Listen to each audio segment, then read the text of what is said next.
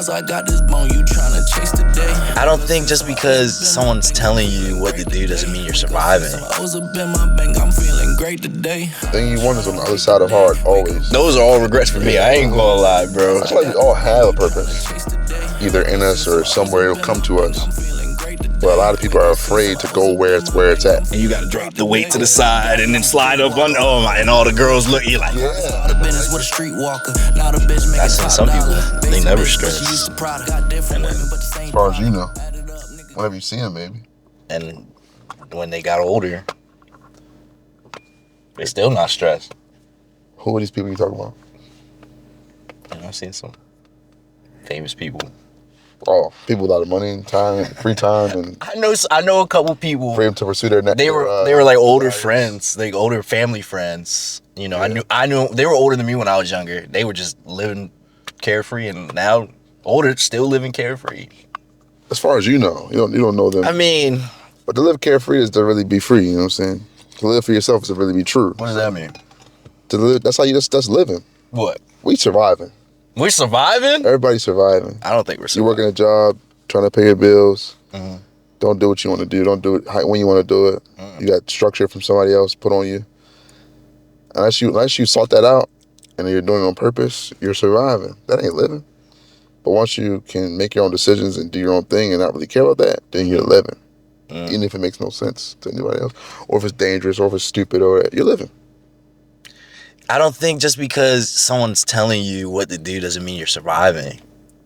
If you're willingly putting yourself in a position to do it, let's say you're a military person, you like the military, you enjoy the structure and being told what to do, then you're living. That's your life. You See, enjoy but I it. disagree. I think most people willingly choose to do these things. I feel like most people have options they don't even realize they do, and so they choose to do it. Because where we live and how we live, and especially in the West, it's like you kind of have to do those things. The West this, the West that. Why can't we take some accountability for ourselves? We always blame the West. Because the structure's put in place before you was ever born. I feel you, but you still have the decision to be like, nah, I'm not gonna do this. And you risk death.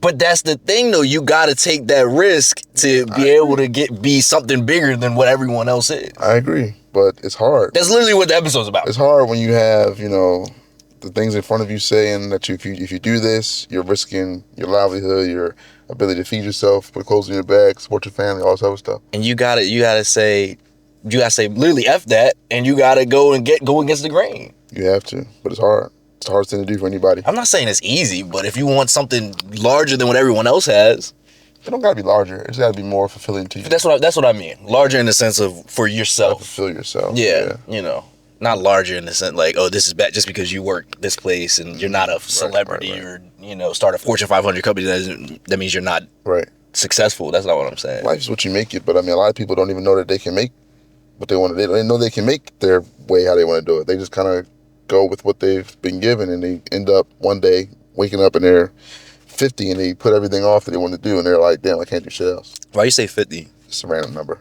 Midlife crisis type of thing. I think midlife is like 30. Damn, you think so? Yeah. I'm 25, quarter life crisis. I think that's closer to, bro. When do people live between like 60 to 80? So it's like 70. It's like so 35. You're midlife. It's 75 to 85 now. But it's like 75 because a lot of people die early because of just random stuff, And then you have the outliers. You got to remember how averages were. You have the outliers who live to like 90, 100, who skew those numbers. Most people live between 60 and 70, and that's 30 to between 30 and 40. That's your midlife. People talk about 40, 50s. You're midlife. No, bro. And I'm not trying to. I'm saying that. People need to get on their pretty much like not pretty much. People need to get on their stuff. They think I got all this time. Like I'm not saying rush it, but like I don't know. I feel like people be waiting too long. I got all this time. You have time, but you don't have time. Yeah, I don't know. I like one of the biggest things for me. You have a lot of time to think about doing shit, not a lot of time to actually do this shit. Yeah, you have your whole lifetime to think about some shit. You know what I'm saying? Got a lot of time to be paralyzed by decisions. Yeah, but time actually to do it is limited, very limited. Very limited as we find out. I mean, I'm 27. I remember being 17. I remember being 12. I feel like I'm 17 sometimes. Facts. I remember being like 18, thinking like, oh, I'm good. What would 2025 is so far away. Black Ops 2, 2025 is so far away. And it's now. Is there anything you regret not doing that you think would have helped now? we'll talk about it later, but I regret not like just embracing like being embarrassed when I want to do something for myself. Facts. Embracing more like my own decision making and trusting myself. Facts. For sure. That's one thing I regret. Two things I regret for sure. Yeah. It's just not like just being afraid of people's opinions for so long until one day I just wasn't anymore. Yeah.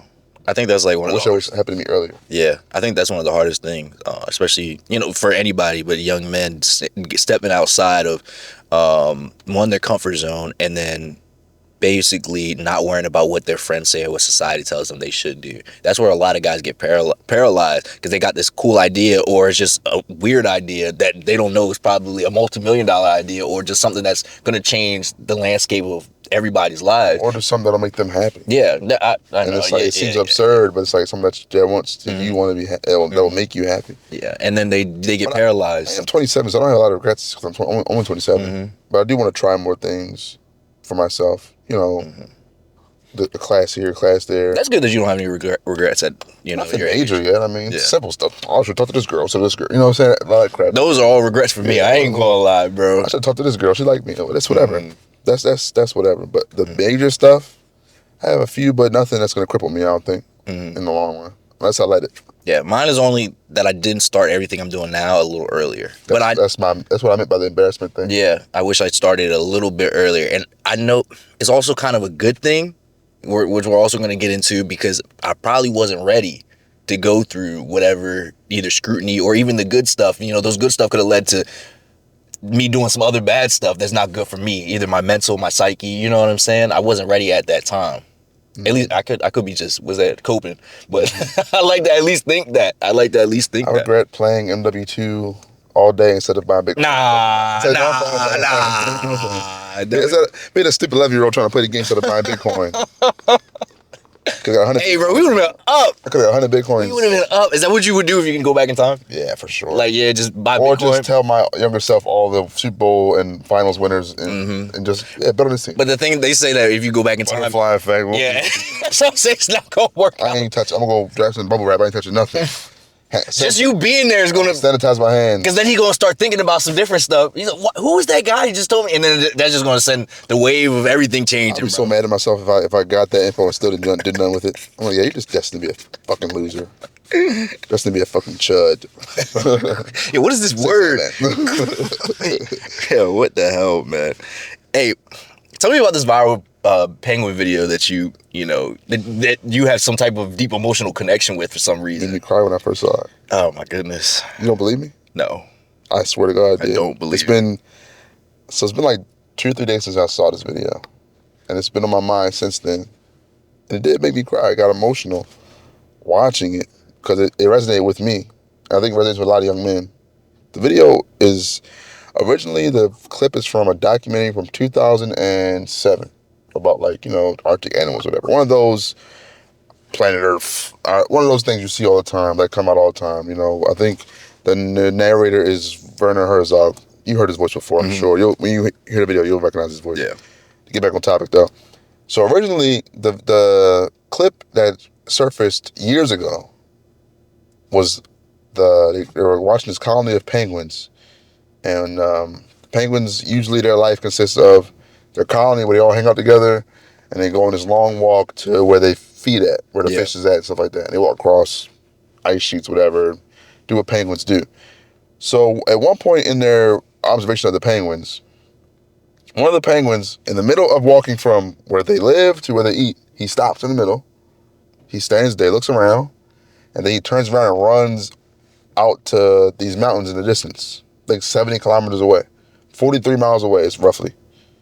And basically he runs to his death because they know that he's by himself and he's going to die. There's nothing to do about it. He's running from every food source he knows, all his friends and family. And the scientist even says in the documentary, if I went to grab that penguin and brought him back, he would still do it. And in the documentary, explain it as penguins sometimes just lose their mind. Like they get delirious, they get to disoriented, and they just do random shit. You know what I'm saying? That's what animals do. But because of the power of the internet and meme culture and like how editing works, the clip has been completely recontextualized today as a penguin. The penguin is like representing a motivational figure to be like, go your own way, go against the grain, live your life how you want to live it, despite it being fucking crazy. Yeah. So I'll play the video for y'all because I love it. I mean, I watched it like a million times. It did make me cry. I swear. I'm not joking. I don't believe you, but I swear. let me watch this video. But one of them caught our eye, the one in the center. He would neither go towards the feeding grounds at the edge of the ice, nor return to the colony. Shortly afterwards, we saw him heading straight towards the mountains, some 70 kilometers away. Dr. Ainley explained that even if he caught him and brought him back to the colony, he would immediately head right back for the mountains. But why?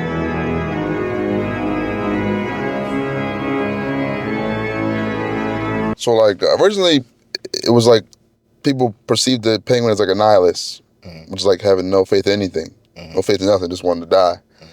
But I think that the penguin's an idealist. I think the penguin has a real idea of what life is about, a dream. And what is that? To just do what he wants to do. Maybe he wants to see the mountains. He has a dream in that mountains. He wants to see it. Even if he knows it's insane, it's stupid, it'll kill him, but he wants to do it. And I think it resonates with a lot of people because it's a beautiful, powerful thing. Because a lot of people are stuck in this, I hate to say these words because it's like a red pill now, but the Matrix and the rat race and all that. Oh, and they get stuck. Mm-hmm. And you just end up stuck in the mundane. So I watched this video, I think Monday or something like that. Yeah. And it's really been just sitting with you since then. Since then. And it's Saturday now, y'all. So think about that. And I watched it like, and I watched it at first. I was like, okay, that's funny, I guess. Yeah. I kept seeing it over and over again. And then like I was sitting in my car driving to work and everything. And I was like, what the fuck? Yeah. I kept thinking about the fucking penguin all day. And like, yeah, the other penguins are going to survive because they did the right thing.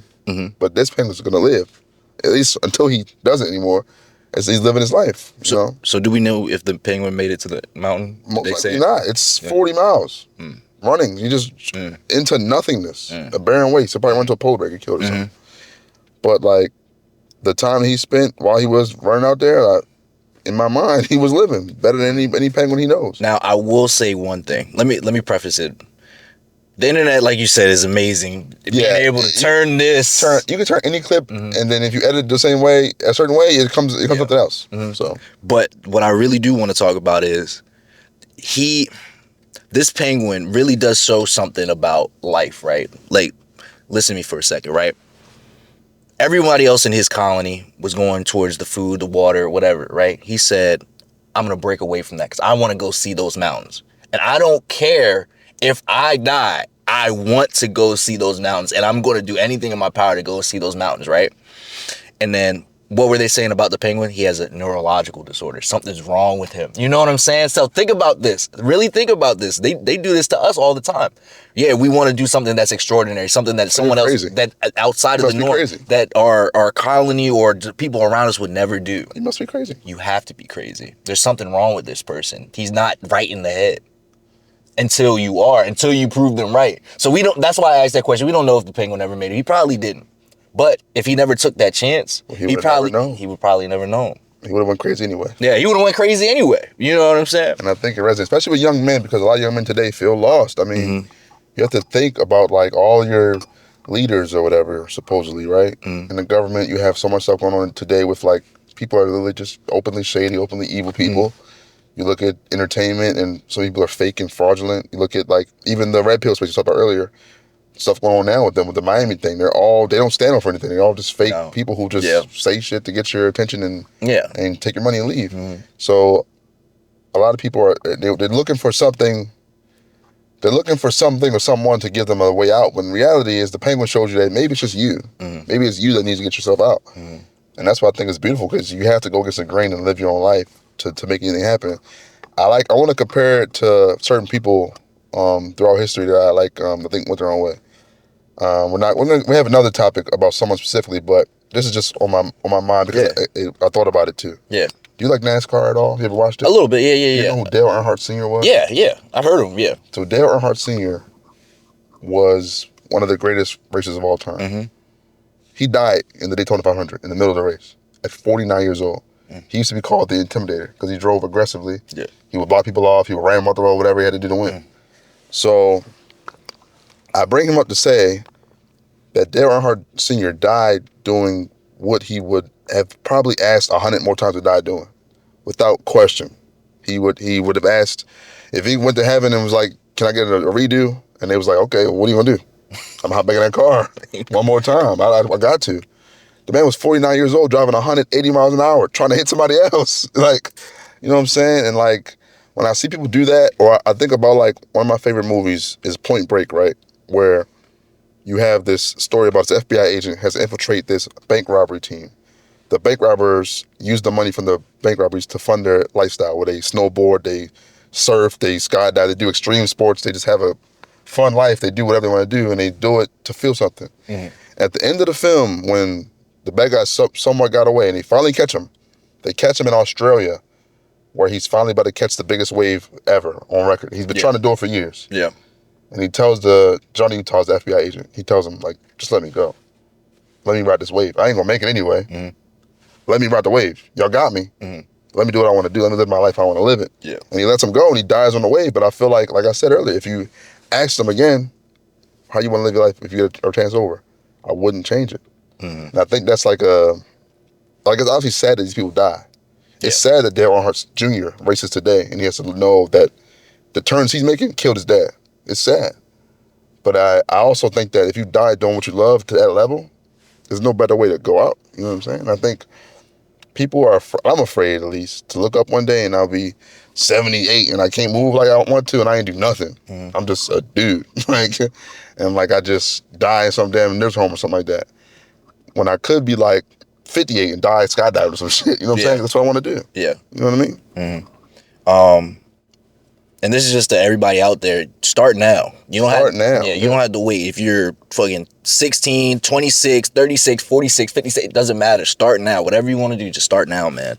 One last thing before we move forward. How do you feel about that clip just being turned from something that's not, it was just about a documentary, to a symbol of like individualism, nonconformity? How do you feel about, does that say something about our society now that we're looking for something? Or do you think that is just meme culture? That just I think it's beautiful in a lot of ways. Yeah. I think it does show how much people like crave something to get them out of bed in the morning, even if it's a fucking penguin. That's what I'm saying. But I do think it's beautiful that like that's how art works, how you can take something and interpret it how you interpret it. Mm-hmm. And you deliver your message through your through your whatever medium you want to use. Mm-hmm. And you deliver your message that way and people perceive it how they perceive it. Mm-hmm. I think it's beautiful. I don't know if the person that originally made it thought of it that way, but I'm sure he or she's happy that people have taken it and done so much with it. You think so? I think even if you ask the people who made the original documentary about the penguin, when they knew what the real story was, they'd probably be happy to see this. Like, yeah, I mean, you know, that's you guys took what we made and what we worked for, and you interpreted it how you interpreted it, and it came out beautiful. Yeah. I think it is kind of does speak to society though, that people are, I don't want to speak in circles, are searching for something. Mm-hmm. Yeah, no, I got you. But I think that's a good thing. I think you should be searching for something. I think if you can't find it in yourself and you can find it in something else, no, more power to you. Yeah. More power to you. I know you brought up Dale Earnhardt. You said there was another person that you had in your mind? So it'll be close to Black History Month. And Paul Robeson, I knew about him before this, but I didn't know full details. But he's one of the most incredible people that's ever existed. One of the biggest civil rights activists of all time, a black man, of course. And he's a true definition of a Renaissance man and somebody who kind of moved to the beat of their own drum no matter what the outside society said to them. Can I say something? I don't think I've ever heard of him until you brought it up and talk about it. I'm not going to lie. I agree. I'm not surprised. Like, a lot of people will say, like, oh, the white man buried our guys and our people that we should know. And it's like, probably, but it's white people too. We don't bring them up either. No, you know what I mean? Yeah. I think if you go to his alma mater, Rutgers, you hear about him, but that's kind of it. Mm-hmm. But he's a dude, he did a lot. I'll play a video for y'all, give you a little brief intro, but I'll go into more detail myself after we watch it. Yeah. It is amazing how famous Paul Robeson was, and the decision was made very clearly to erase him from American life. I would say 75 to 80% of the people who are listening to this are like, so tell me more about this Robeson guy. You'll go into his wiki page for the first time. You'll watch some of these documentaries for the first time, and it's truly not that long ago that he was the most famous black man in the world. It be your own people. It's not just the white people made him disappear. How many Black History Month programs have you been to that spoke to the legacy of Paul Robeson? Like, I don't even know if they was doing it like that in Philly and New Jersey, right? The decision was made to sacrifice the man, and nobody in his position that I can think of had ever fought harder for us. And that is the power of the Red Scare. That's the power of the times. Yeah, so Paul Robeson, give y'all a breakdown. Son of a free slaves, I should say. He grows up, he gets a scholarship to go to Rutgers University, which is a very prestigious school. Not quite Ivy League, but it's pretty much Ivy League. He plays football there, All-American 2 times. This is in 1917. So keep that in mind. Jeez. He's then graduates. I think he was valedictorian, or what's the second one? Magna cum laude or whatever. Like, yeah, magna cum laude. He's one of the top two in the whole graduating class. A black man, 19. This is before 1920. He then plays professional football for like, I think 2 or 3 years. And thought of that, let me go learn how to sing. Becomes like a world-class singer, one of the best baritone artists, whatever. He tours the country. Also, I could act too. Let's try it out. Maybe an actor too. He acts in plays. I'm talking about high level. Shakespeare, all this other stuff. Does movies too. I'm talking about movies that later in his life he does movies that have sound. He does that. Tours the world as a musician. Speaks out about politics and activism. Of course, as a black man, he has to, right? He's a civil rights activist. Who is this guy? He just done everything. Yeah, he tours. He did shows in the United States. He did shows in Europe. He did shows in Russia during the Cold War, or leading up to World War II, I should say. During World War II, he scrutinizes openly the United States. He scrutinizes Germany, of course. He doesn't really pick a side, honestly, until he sees, that maybe I should pick a side. It makes sense. But he openly talks highly of Soviet policies, like some of this stuff could help us. Socialism. As a result, the FBI blacklists him from the United States. He can't perform there anymore. They blacklist him from performing and acting, so music and his acting, which is his 2 main ways to make money. He then says, I'll go to Europe and do it then. It's no big deal. He tours in Europe, like I said earlier, Russia also, where he said openly that he felt like a human being for the first time in his life in Russia, which is crazy to say. That is crazy to say. Even think about. He does all of this stuff. He does all of these amazing things. Fights for our rights, and then he passes away, I think, in the mid-70s. So he actually saw the fruits of his labor kind of pay out towards the end. And I do think he is kind of the poster boy, not only for just this whole idea we had today of blazing your own path and doing what you want to do, even if it sounds fucking insane, because I'm sure his friends were like, bro, just take your degree and go to school, go get a job or something. Or like, hey, bro, like you make money singing and acting, don't mess it up. Speaking out for your rights, we'll handle that later on. He just says, nah, I think I'm just going to do it. And I don't really care what happens because it's what I want to do. And I'm good at it. And I know I can be good at anything I want to do. But he also was a poster boy for like just us as black men, because I think he's one of the most important black men ever. He doesn't get spoken about very much at all. And he's one of the few black entertainers who openly sacrificed his own personal success for the greater good, which today we always get on people about. Oh, you speak out about this, you speak about that. Yeah. It's like, you know what I mean? Yeah. Rarely do we see that now. Yeah. Another fun fact, he also spoke over 20 languages. I just wanted to say that. That's actually pretty cool. So is he a genius? Is he like an anomaly? Because like everything that you're saying, it seems like most people couldn't really do. Maybe that's just me downplaying people, but like... I just feel like... Or he just said... I look at it both ways. He did something a lot of people can't do, which is not just to play football and do other things at a high level. It's to try. Most people wouldn't even fucking try. Most people would be like, I got in the Rutgers. Oh, damn, I'm blessed. I'm really smart, man. That's it. Nobody would ever think to say, while I'm studying here and doing my grades and taking this hard degree, I'm also going to try to learn how to sing and play instruments and stuff like that. I want to learn how to do that too while I'm here. And I'll try to sport. I'll walk onto the football team too. Let's see if I can make it. You know, just walk on, Let's see if I can get that too. Let's try it out. Most people wouldn't try because it sounds insane. Yeah. You know what I'm saying? Yeah.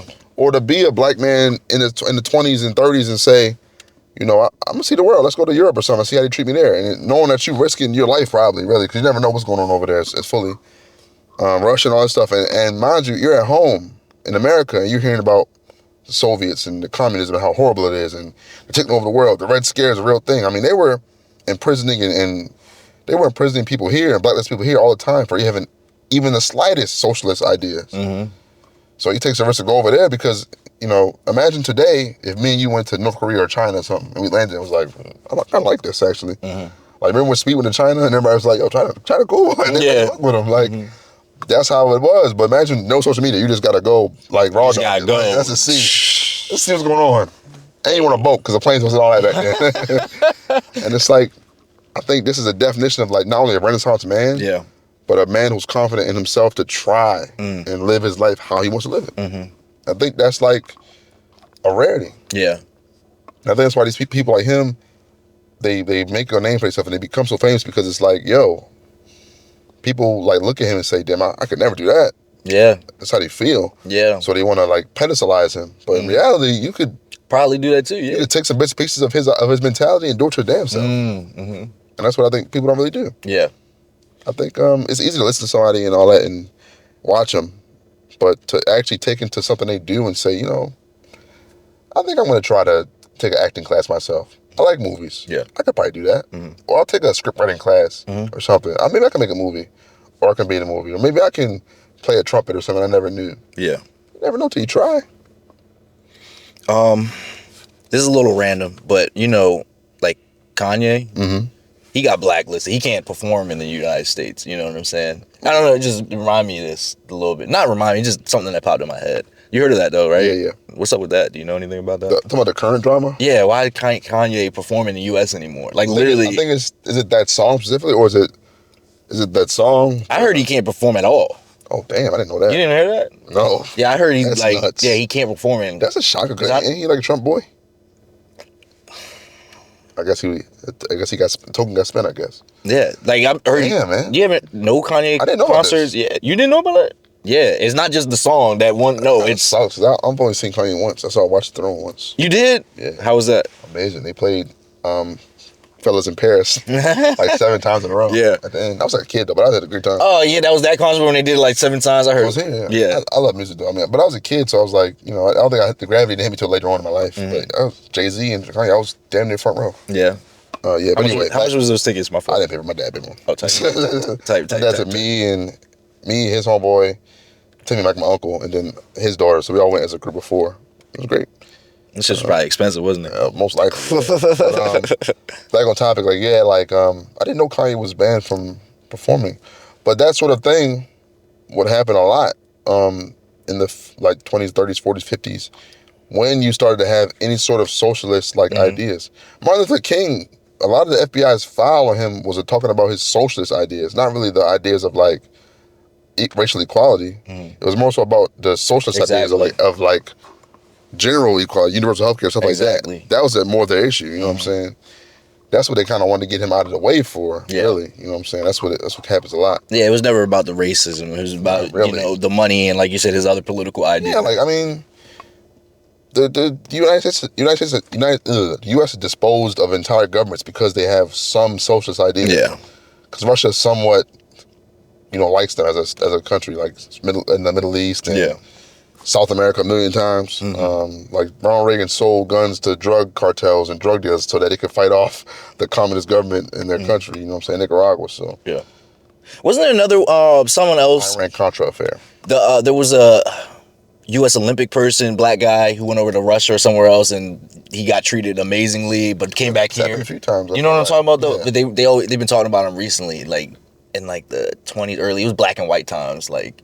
Oh, Jesse Owens? Yeah, well, that's what it was. Yeah, Owens couldn't get a handshake from his own president. Yeah, that's what I'm saying.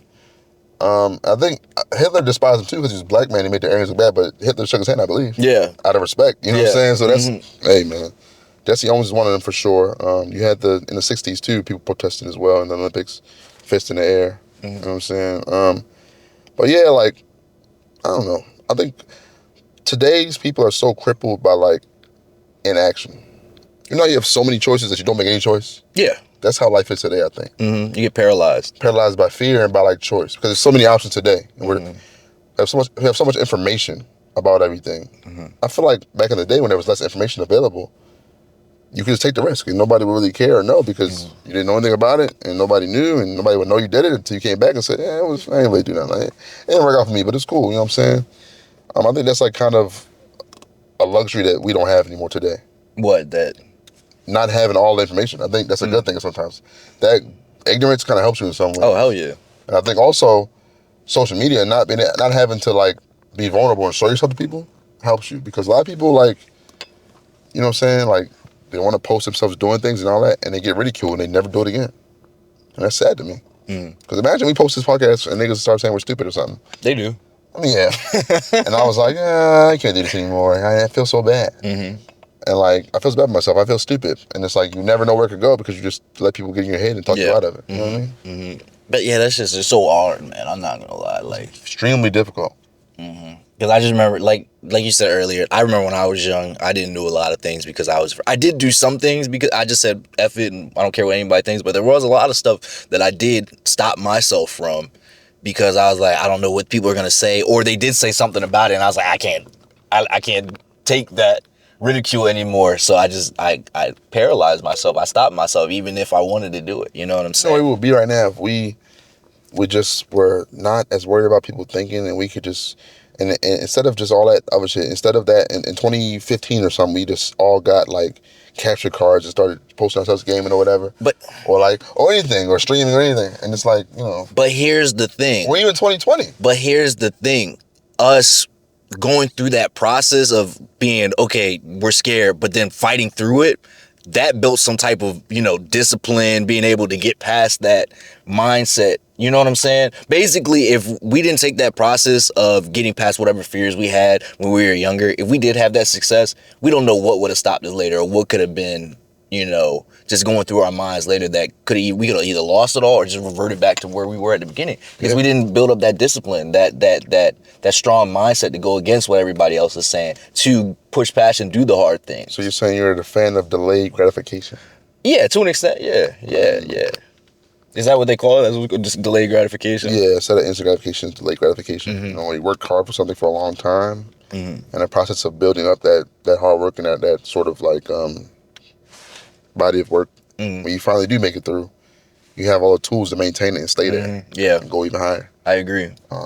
So I don't even, maybe it's the delayed gratification. I think it's more of actually putting in the work instead of being given or handed something when you weren't necessarily ready. Ready, yeah. Like when it happens too fast. Yeah. I think we see it now with certain people in the public eye today that are like kind of like having to make a whole new way.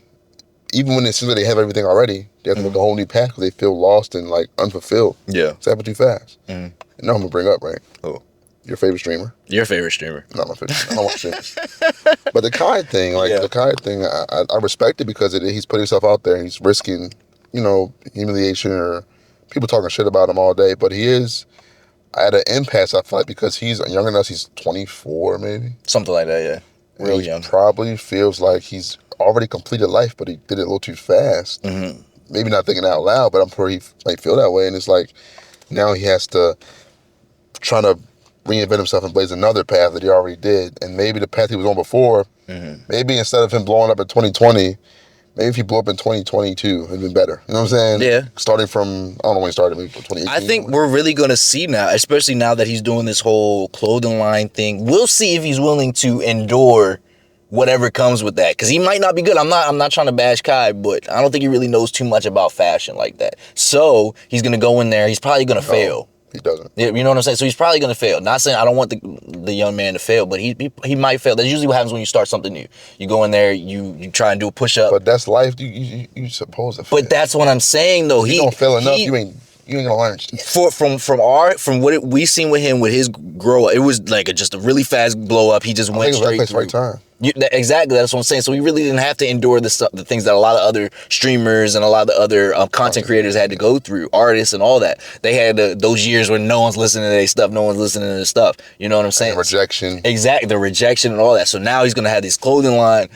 We'll see. Like, let's just say it fails. It's gonna get rejected. Now, if it gets rejected and then he stops, that'll say all we need to know. That he never gained the discipline and the drive. The discipline. And that's what happens with a lot of people when they blow up prematurely or too young. You know what I'm saying? They never develop that mindset. I saw a clip of Sebastian Telford talking about. Yeah. He was on the Pivot podcast. He was talking about his career and how he's pretty much lost all his money. Yeah. He lives in the projects again. This guy was the #1 player from 5th grade till high school ended, which is crazy. He's on Slam magazine with LeBron James, and people were debating who's better between him and LeBron James at the time. We talked about him before, right? Bassey, yeah. He went viral before living in the projects. We had a video on that. He went to jail. Since then, he's been home, and he's been talking again. And he explained like sort of like his money situation to Pivot, and he said like, yeah, the papers say I made $20 million in my career in 10 years. Really, I made 10. I made $1 million a year, and I took care of this person, that person, and I really didn't make no money. He said out his mouth, I didn't make no money for real. $10 million in 10 years. I didn't make no money. I made $1 million a year, and obviously people got upset because the average person makes what, 40, 50,000. Yeah, 40 if that. And that's the average being pulled up by the 1%. You take them out, that shit probably 20. You know what I'm saying? Yeah, like 20, 30. People got upset about that, him saying that. And I think he's an example of, he got all the success and love and everything. He was the man basically from 15, became a millionaire at 18, and never got a chance to go through the trials and tribulations of like losing until he was already being asked to be a man and provider and be a professional and all that stuff at the same time. He never went to college and, you know, lost a championship or a Final Four game or something and had to go back to a shitty ass dorm with no money, you know what I'm saying? Like, he never had to deal with that stuff until now when he's like, I think 40 and he's having to come to terms with the fact that he failed. He has to kind of learn these lessons now, which is like backwards. And I think that's like really an example of that. Like people, not everybody can be like LeBron or something where they come into all the success early and they don't go insane. You know what I mean? So, yeah. Let's go ahead and play the clip now. Yeah. So this is basically kind of like how getting rich young can be a pitfall for you, which, you know. So I seen 3 or 4 videos so far this year with young multi-millionaires saying how they're depressed, mentally lost, or how they just struggling with their newfound success. But this is why I always say, and I know a lot of people, they're not going to agree with this, but getting rich is one of the worst things that can happen specifically to a young person. And it's not because money or success is bad, but it's because timing matters. Someone in their 20s, right, specifically a man, that is the time usually when discipline, identity, purpose, and resilience are formed. Those things, they really only happen through responsibility, pressure, and long periods of unglamorous effort. When money comes before those things are formed, it removes the very constraints that build them. The struggle is not about suffering for your own sake or some type of morality. It's really about earning authority and control over yourself. And when money comes too early, you skip that prolonged responsibility. You end up bypassing years of delayed gratification. You lose the daily friction that forces growth. And then you just left with comfort before character. And then this is what happens. You end up feeling empty, unanchored, and disconnected from normal life. And this is also why sons of wealthy men often underperform. And it got nothing to do with them being lazy or stupid, but it's mainly because they never was required to become something. They never had no real stakes. They never had no earned competence. And they never had consequences that force adaptation. I want every person watching this to understand what I'm about to say. Purpose, it does not come from pleasure or options. It mainly comes from necessity and duty. And what people really fail to understand is money, it does not give you meaning. Money just reveals whether you had it already or not. And when someone's internal development doesn't match their external resources, a psychological collapse is bound to happen. The dopamine is going to wear off. The identity was never formed. And I've seen this myself personally over the years, many times with people that found success at a high level too early. And the people who thrive with it, they are the exception. And it's usually because they still endured those early years of responsibility, discipline, and consequences before the money showed up. And this is why I believe abundance should come after the man is built. Because otherwise, wealth arrives faster than the psyche can integrate it. If you haven't overcome those demons of pride, lust, jealousy, envy, laziness, substance abuse, greed, having a bunch of money will literally only destroy you. Damn. So he said a lot. He said a lot. But I think some of the words I love that he pulled out, that earned competence, timing matters, which is very true. And there's one more thing he said. I'll look for you. You can start talking. Just give me your opinion. This really resonated with me. Little story background about myself. Like this really resonated with me because growing up, you know, I was like a football star. You know what I'm saying? Football star in my high school. You know, Everybody knew me. People liked me. I got a lot of things because I was the football star, right? And so I just had this, high sense of myself, just got whatever I want. I always won, like, I think every year, I won a championship almost every year we played. So I never lost, everything always won, right? Then got to college, didn't play football in college, And so my identity was almost tied to me being a football player. Then when that was taken away, and I wasn't getting the same treatment that I was getting when I was playing football. People weren't, they didn't talk to me the same way. They weren't feeling the same way. I wasn't getting the same girls like I was because I wasn't playing football. Then that kind of like sent me into some type of like, it was like a spiral of depression. My identity was shattered. I didn't build up that resilience, that discipline and all those other things that usually is a byproduct of that causes the success. So when those things weren't there, and they were gone, mentally I was gone. So I had to go through and I actually had to build those things, build that discipline, build that love for myself and all those, different characteristics that I have now. I had to go and build those things. So sometimes it's kind of good that I didn't have, didn't go and still became like a football player and all that other stuff. Because like, let's just say I went to the NFL, had all this money and stuff like that. My identity was just only tied to those things. If any of those things were taken away from me, I wouldn't be able to be in the position I am now. Like he said, the money will show who the character is. It's going to show what was already there or what was already lacking. You know what I'm saying? Yeah, I think we see it a lot, like with certain people that we kind of view as successful, or like, thought about Kanye earlier. A great example of this. He was on his grind. Like if you watch the documentary on Netflix that came out a couple years ago, he was broke, running, sprinting the studios, trying to get somebody to hear his beats and stuff. Yeah. He had to make conscious decisions on how he's going to get himself out there. He had to make those decisions to get up and go and be disciplined. And I'm tired as hell. I went to school. Did this today. I had to work today, but I'm still gonna make 1,000 beats a night. Yeah, you know what I'm saying? exactly. Get it right. We're gonna. Jay-Z gonna be at this studio at this time. He gonna be there to win. I just got off work. Shit, fuck it. I'm about to run over there now. I'll be there from time I get off work till the next morning if I got to, just so we can hear something from me. You know what I mean? Yeah. And I think that delayed gratification, that delayed time he had, that the time he had to build up his skills and get his determination and in his mind, he's gonna be who he's gonna be later on. I think when it finally broke through for him, when he got it, that's why he was so able to instantly, he got on, had to hit, and say, I'm not done yet. And he went up from there. Yeah. And then you took the flip side of guys you talked about before on the show, like Zion Williamson, like we said.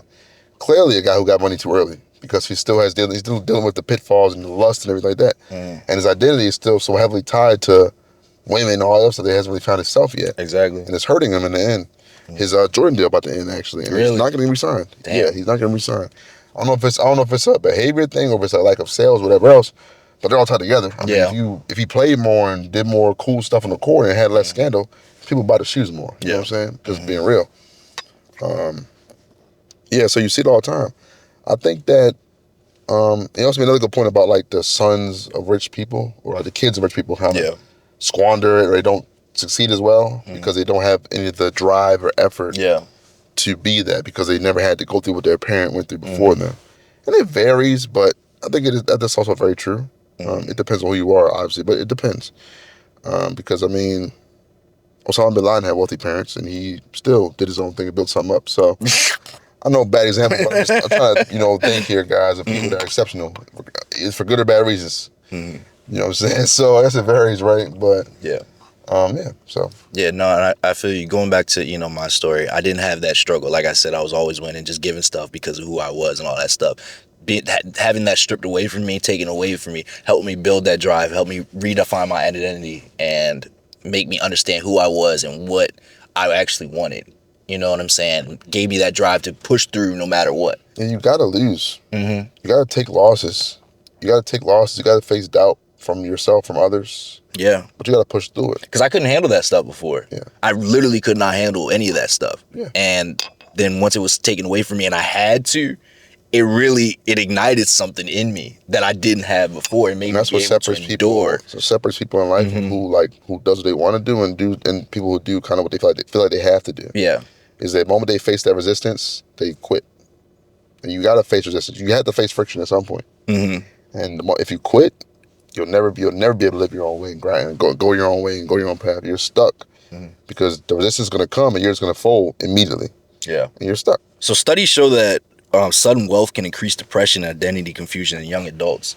How do you feel about that? Like, you would think that sudden wealth would make somebody happy, but now sudden wealth can make somebody depressed? In the moment. Yeah. But you got to think about it like we said earlier. You're kind of taught to live your life to build to something. And if you just wake up one day and it's all done already, what the fuck are you going to do now? Like, what's your purpose now? That's what everybody wants, to have a purpose, especially young people, is to have a purpose. You think they want a purpose? Yeah, I do. Okay. I think every human being wants a purpose. Whether it's good or bad or small or big, you want a purpose. I want a purpose. I feel like I don't have a purpose myself. I feel like you do. You just haven't figured it out yet. You don't want to accept it. I feel like we all have a purpose, either in us or somewhere it'll come to us. But a lot of people are afraid to go where it's at. Because that's the difference. It's not comfortable where your purpose is at. You know what I'm saying? Because your purpose might not be something you like to do. And even if it is something you like to do, like it's football, it's some discomfort you got to go through playing football. That weight training is hard. Yeah. Getting up at 4, 5, 6 in the morning. You don't know how many friends I know that once they got to college, they was like, quit. Nah, this ain't for me. The workouts are hard. People think that football is easy sports. It is not, bro. You are up at 3, 4 in the morning. You got to go to film. You got to go to practice. Then you got to go to weight training. Then you got to eat. Then you got to go stretch. Then you got film. Then you got to go back to practice. Then you got class. You know what I'm saying? Like, they don't understand all day. That is your life. Like, literally your life. The thing you want is on the other side of hard, always. Yeah. So people are afraid to go to that point, and they are afraid to go that way. And that's why people who do often see the benefits of it. Yeah. But when you have, but I'm trying to make an analogy or something like that. Imagine like you're in the military or something like that. You have this squad of guys. You have this whole plan you guys build up to attack the enemy. And you know the risks and everything. You're so amped up. Your anxiety's high. Your cortisol's high. And you're stressed out, but you know you got to get it done. And then out of nowhere, a damn bomb lands on the other squad and kills them all, and you're done. Now what the fuck we do? We sitting here fucking feeling crazy for a while, and it's like, so imagine that, but like expanded, like life or death. And then all of a sudden, it's over. There's no death part. You're good now. You're gonna feel unfulfilled at some point because you never had to work for it. Yeah. So you don't feel like you earned it. You get that imposter syndrome sneaking in. Yeah, that's what I was going to feel like lost. Imposter syndrome. Because you feel like, do I deserve this really? Am I just lucky? Am I a flash in the pan? Am I a one-hit wonder? How do you feel about imposter? Do you believe in that? Or? Yeah, I felt it before. I mean, I've been in rooms where it's like, damn, I don't think I should be here. Yeah. But I earned the spot in that room. Yeah. I'm there for a reason. Yeah. These people called me for a reason. Like, they sent me a letter in the mail for a reason. Yeah. I got offered this for a reason. Exactly. But like, in your mind, it's like... You know, and the crazy part is, a lot of the time, even though you feel that way, you're probably 10 times more qualified, or you're 10 times smarter or whatever than the people that you're actually in the room with. That's what I've realized. Agreed, yeah. That's 100% true.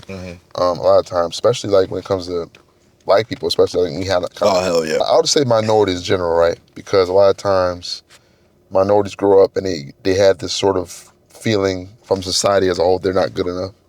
And then you go home and you're told you got to be even better than them. You got to be 2 times better, or whatever they say. Twice as good to be half as, respected or whatever. Do you agree with that? Yeah, I do. Okay. 100%. Okay. Think about it. Think about it for a second. Think about minorities that have done something. Think about a person that came right after them and what they did to get there. Barack Obama's a Harvard grad. Donald Trump does not have a degree. I don't think. Yeah, he does. He went to Pitt. Penn. Sorry. Okay, dude. That's damn near Ivy, not Ivy. I'm not saying he didn't go there and all that, but come on, bro. You know what that was about. His dad paid anyway to get that done. Come on now. You tell me if your dad couldn't pay to get you into school, he wouldn't. I'm not saying he wouldn't. Someone use that. No, I can use it. I hate when people use that. No, I can use it because it's the same thing. Well, think about like Donald Trump criticizing John McCain. John McCain was a POW, prisoner of war in Vietnam. Trump's a draft dodger. Think about the audacity of some of these people, man. But think about minorities, right? And then think about like the person after them, or like the job they're trying to get. And like, how the fuck, nigga? Like, how you get that? Like NFL right now got an issue with black coaches and all that. Like they don't get a lot of black coaches in there for the jobs, but they interview people that have any credentials.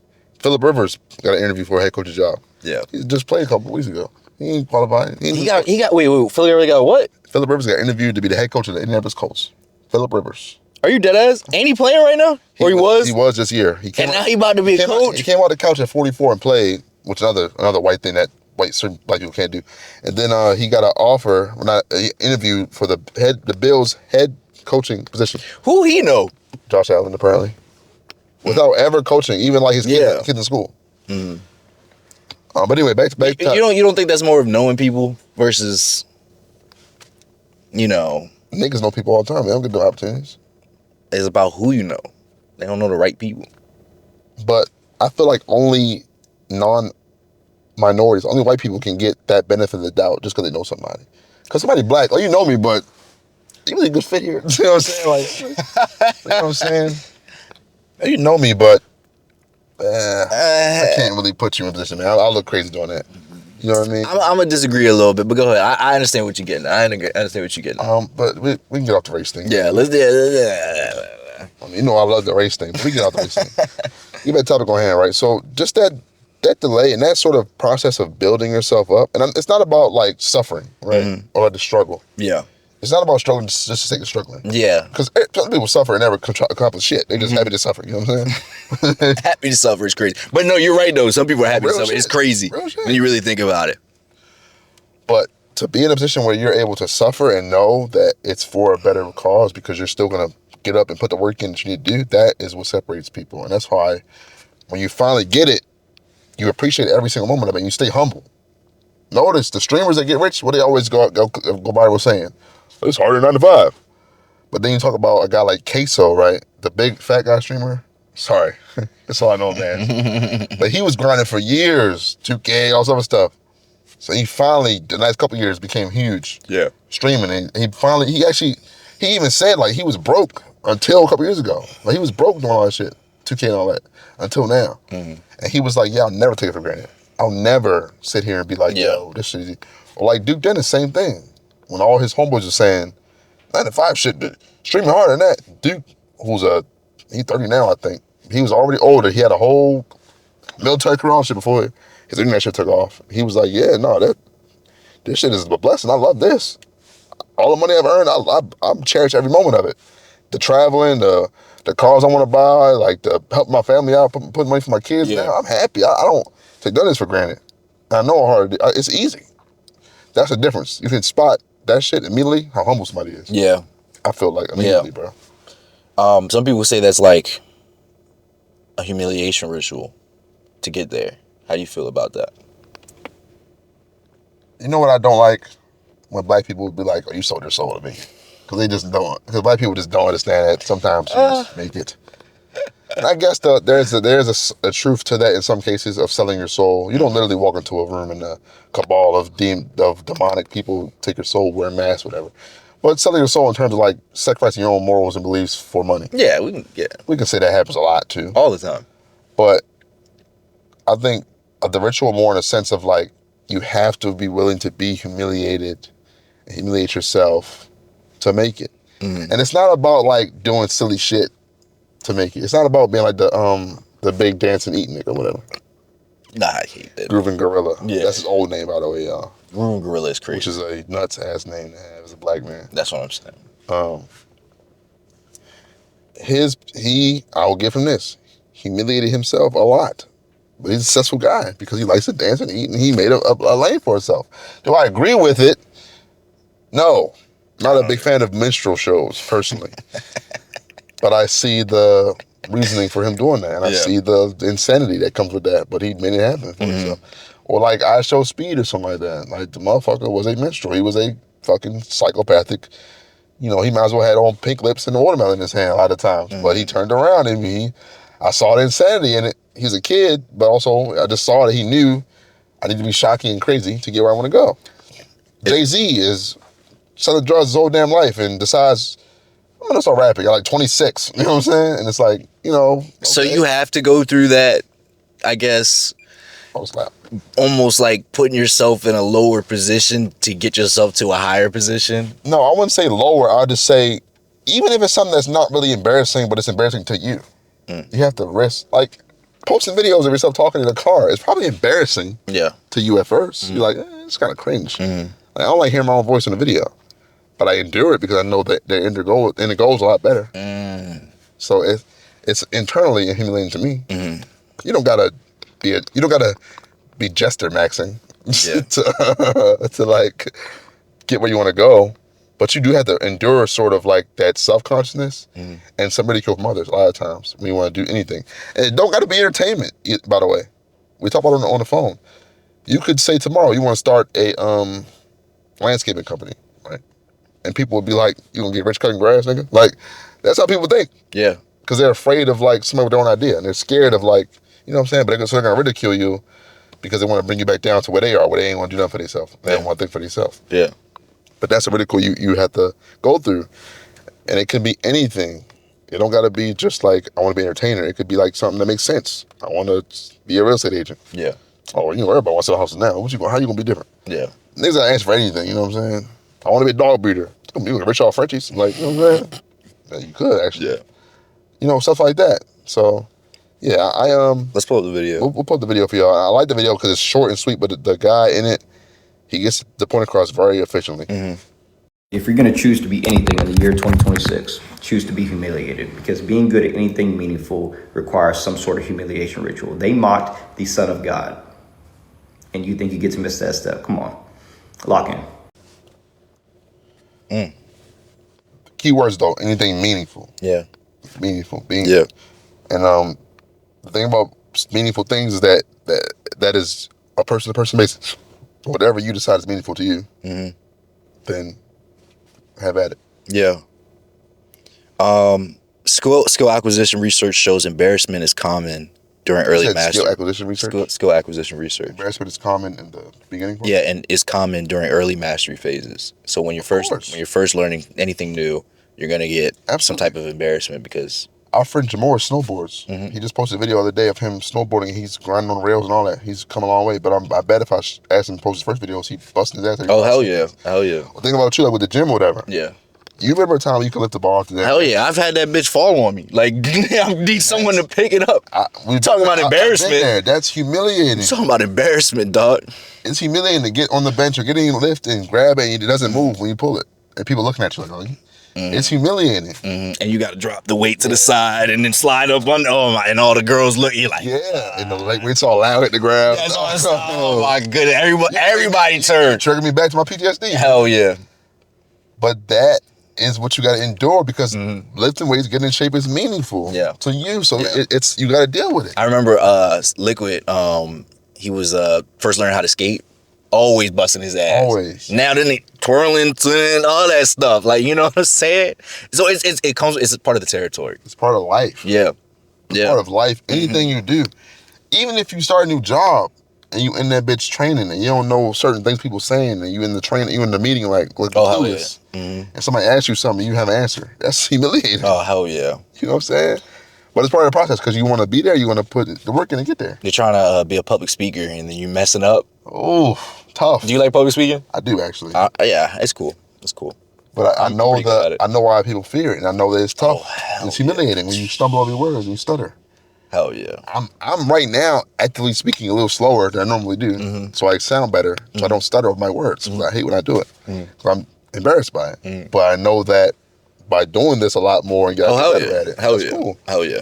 Because I know at least for me, when I first started doing this, I was ass. You know, I'm probably still ass. Y'all can let me know. But what I'm saying, let us know. Oh, we ass. But what I'm saying is I know, like you said, talking fast, didn't always have my thoughts together. This has gotten me, the repetition has gotten me a lot better to a place where I'm kind of like happy with it. I still want to get better, but I know at the beginning, I know those videos were horrible.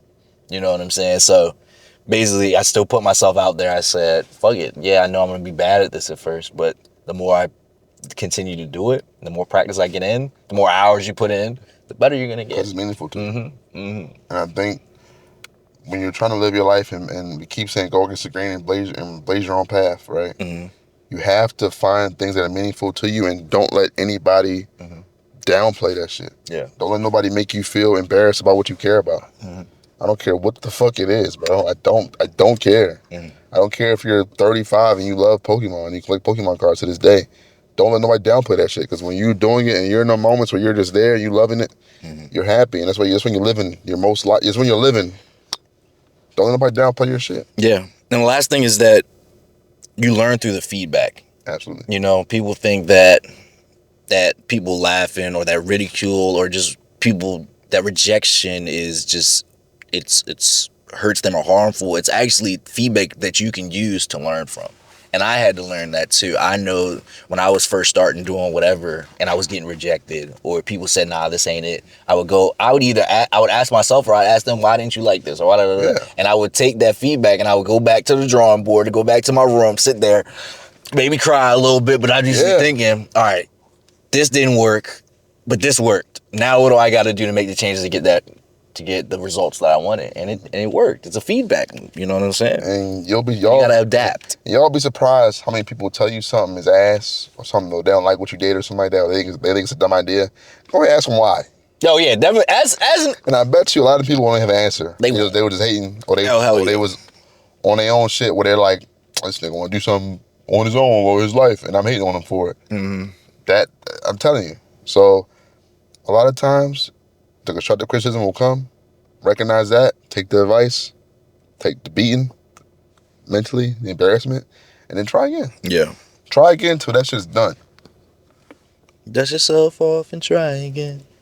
Try until all of the juice is out of the orange. You know what I'm saying? Until you can't go no further, and it's like, well, I guess I just ain't built for this, but at least I spent my time doing something I love, and I lived, and I enjoyed what I was doing. Mm-hmm. Don't let nobody downplay it. You know how people downplay this podcast, man? All the time. Yeah, not to my face though. Oh yeah, never. Maybe behind my back or something like that. But, always. Not to my face. But I'm sure they do. What are you talking about? What you do that podcast shit for? That's dumb. The people don't see the vision until it's already there, and then it's not a vision; it's real. It takes 10 years to be overnight success.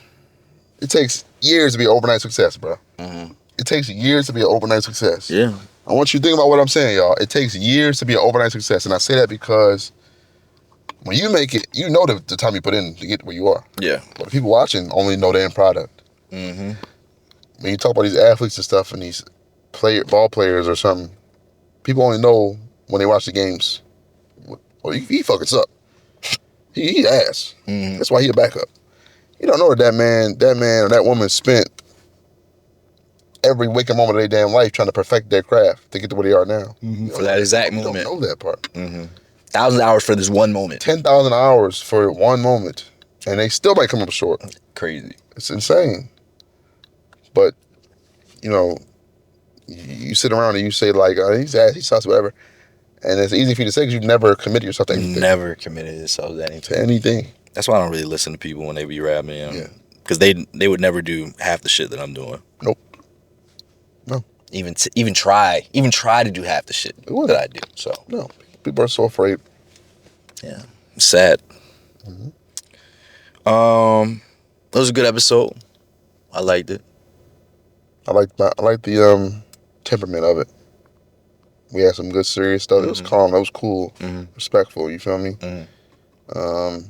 I hope I spoke better today, y'all. I don't know. I feel like when I watch the shows back, I'm like, damn, why am I talking so fast? Why am I not enunciating my words properly? What is wrong with me? Am I getting excited? Am I a little probably excited? Am I neurodivergent in some way? Nah. You know what I'm saying? But probably a little excited. But am I on the spectrum of some sort? I think you did. I was able to keep up with you this whole time. Yeah. So I definitely worked. Yeah. So yeah, I also try to avoid words that I can't pronounce that well, or things like for some reason I can't pronounce like 66 very well. 66. If that never come up in the show, please you say. I'm using it. I'm gonna say sissy. I can't say it for whatever reason. Sissy's something. That's always come on sissy. I don't know why. Mm-hmm. But yeah, man. Oh, all right. Anything else you want to say? Anything else on your mind? Nah. Tip of the week. I'll read it this time. Have the confidence to take the road less traveled. Sometimes you need to take a different path to get to the desired destination. Okay. Say it one more time. Have the confidence to take the road less traveled. Sometimes you need to take a different path to get to the desired destination. I agree. Yeah. I agree. That's life though, bro. Like I said, everything you want is on the other side of hard. Mm. Everything. And I'm saying this stuff knowing it myself and still struggling to make decisions. It's hard, to this bro. day. Yeah. I'm not. And like, whether it be a hard conversation or whether it be like a big move you want to make, like for a job or for school, or whether it be like, you know, saving up your money and investing it in the business idea that you have, knowing the risks. Everything is hard until it's not. Until it's not, yeah. So you guys do it. You got to. If you really want it. If you really want it, yeah. Yeah. And if you fail, that's okay. Because you can try it again at some point. As long as you're alive, you can try it again. And if you fail twice, hey, at least you know that you tried that shit. You can live your life satisfied that you actually tried it. That's what I'm saying. You'll live and you'll just die one day and be like, I never knew if I could become a business owner. Yeah.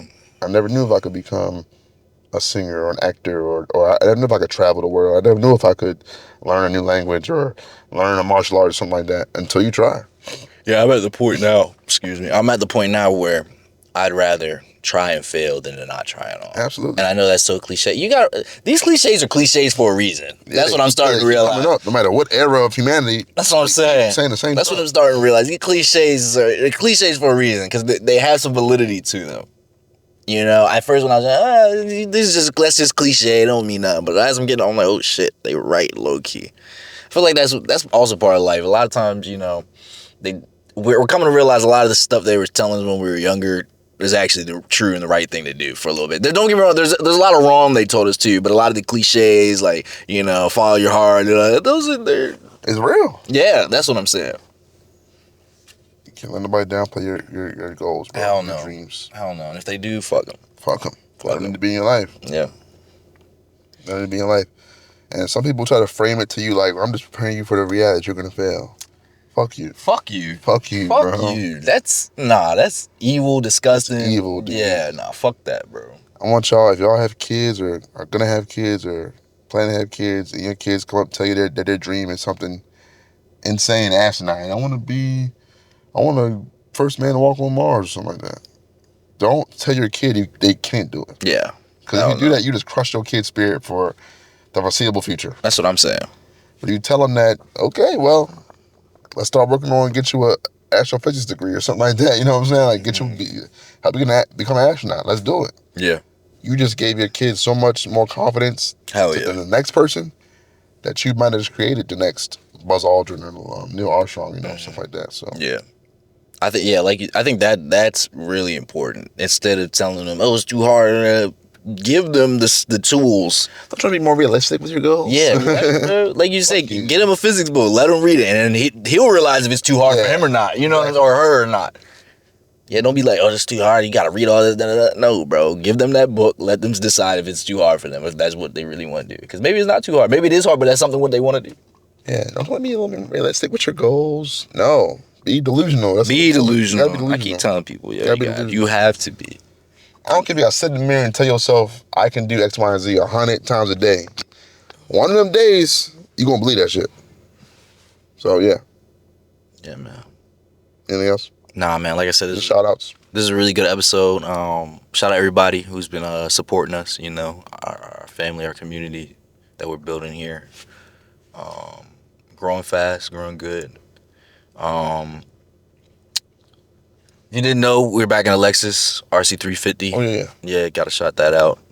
We've been doing a little different thing to start the episode off, so forgot to do that. Am I missing anything? No.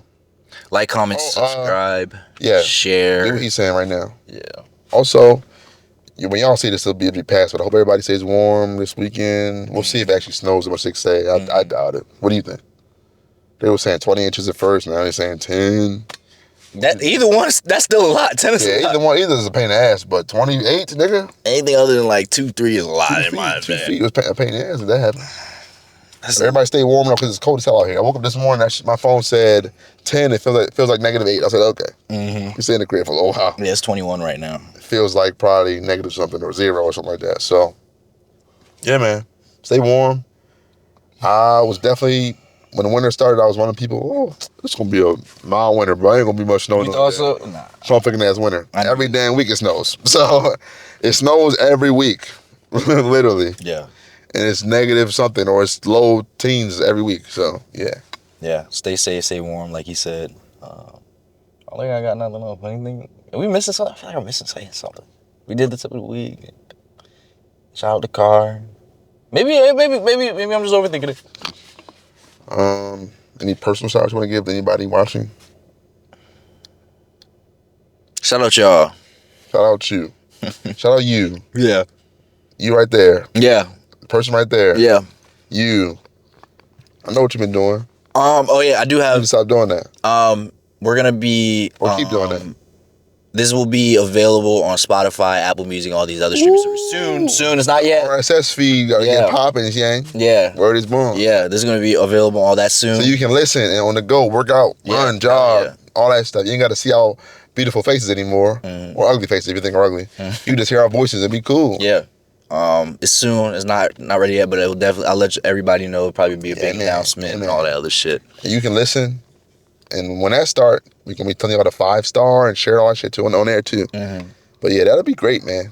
I've been to ask you about that. Yeah. Because I have a little bit of experience with that. But I don't know how to use it that well. But to use like the RSS feed and set up the links and everything to where it posts to all of them at once, you can get your stuff on there. I don't know if free service. But I remember SoundCloud has an integrated one where you can post your stuff to SoundCloud and then you can pay a little fee and it'll put them on Apple Music. And, that's how most of them are. You gotta pay for podcast. something. Yeah. Because my stuff is on podcast still, I think. Apple Podcasts and Spotify stuff. So yeah, I'm looking forward to that though, man. That'll be great. People that are active. Shout out to all my fitness people out there. Y'all are doing well. I see y'all out there gaining weight, losing weight, whatever y'all want to do, getting stronger, getting lean, getting fit. Yeah. You still working out? Yeah, I fell off for a little while though. I'm trying to get back on the wagon. Damn. I'm trying to get back on the wagon, bro. Life be lifing, bro. But I'm gonna get back in there. Oh, all right, good. You still work out? All right, you look a little small, bro. You gonna make me fight you in this whip, dog? It's like, nah, I do work out still. That's good. You been bone smashing lately? Yeah, man. Oh yeah, of course. Shout out Clavicular, man. That's not not right now. Come on the show, Clavicular. Please. Other than that, man, y'all be great, man. Black History Month starting soon. You excited for that? Stories month of the year. No, that shit's hilarious. So, why you do that, yo? So just, what a coincidence. That's what I'm saying. Every other month is something else. That's what I'm saying, bro. That shit was hilarious, bro. Okay, well, we'll be here soon and we'll celebrate it and we'll have some black theme episodes for y'all. I love it. Power to the people. I love it. Power to my people specifically. I mean, this might be the first installment of the black episode. You think so? Depending on when it's dropped. Oh yeah, true. We got a couple in the tank, so we'll see. I mean, we had Robeson as to start it off. Nice and, you know what I'm saying? But once it actually gets here, we're gonna have something nice and good for y'all, man. What do you think, like a black person of the week? What do you think? I don't know. Black person of the week? Yeah. It don't gotta be. Like, who's your favorite black? Who's your favorite black person? And it can't be somebody you know. It's LeBron. Yeah. We'll do LeBron first. Well, that's mine. Yeah. Arthur Ashe. That's a good one. You know what it is, dude? Nah, I don't. School player. Oh. Black tennis player. Oh, yeah. Yeah, so. Anything else on your mind? Nah, once we get there, we'll figure it out. All right, man. But, hey, man. All right, you're in the whip with Flex. And Quell. Catch you on the next episode. Peace. Wake up, see some hours in my bank. I'm feeling great today. Wake up, see some hours in my Ah, the light.